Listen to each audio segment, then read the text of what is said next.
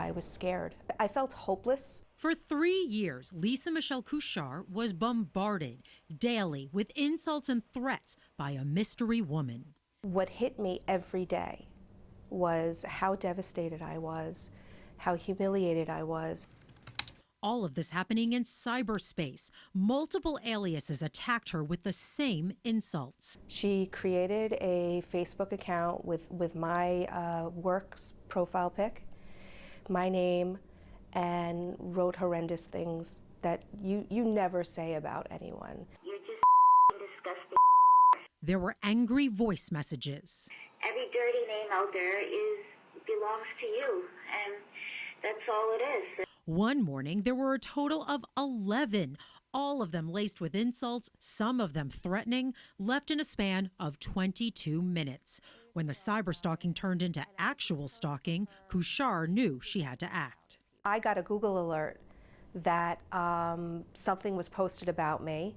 I saw the blog, and then I read about how she followed me into the park. She said that she was following me around New York and that she was gonna, pop out at any time and harm me. Couchard reported this to Nassau County Police, who began to investigate. But once they learned her stalker was from Canada, they suggested she try police there. When she called me, she was just totally distraught. Instead, Couchard found a cyber detective. Taking all the aliases, Bruce Anderson came up with a suspect. He says the first step is to connect the content to the user. What we're trying to find is how do we get an IP address, an Internet Protocol address that ties back to that person of both the bad guy and the known suspect. So they sent a message to her suspected stalker disguised as what's called clickbait. Anderson discovered Couchard's cyberbully was Dion Tyson.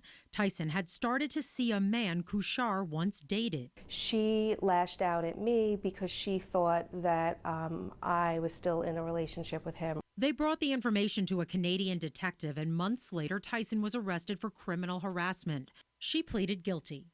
In court documents, the judge called this, quote, the most egregious form of posting that I have had the misfortune to review, unquote, and sentenced Tyson to 6 months in jail. Tyson's attorney declined to comment for our story, but in court documents, she did apologize to Couchard and said she was the victim of cyberbullying herself at the hands of someone else. While this chapter is closed, Couchard says her nightmare is far from over. If I were to do an internet search with your name, Yep. would some of these negative images pop up? There is other content online that will come up. I requested in my victim impact statement that these things be removed, and that wasn't granted as part of the sentence.